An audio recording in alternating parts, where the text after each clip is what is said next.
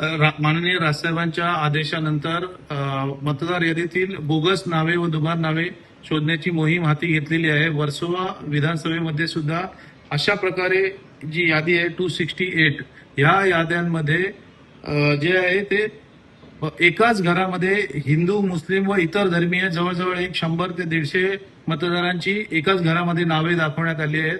तसेच फोटो व नाव दाखवून फक्त असं दाखवून त्याच्या पुढे कोणत्याही प्रकारचा ऍड्रेस नाही किंवा पत्ता नाही, असे जवळजवळ 300 ते 350 नावं या यादीमध्ये घुसवण्यात आली आहेत।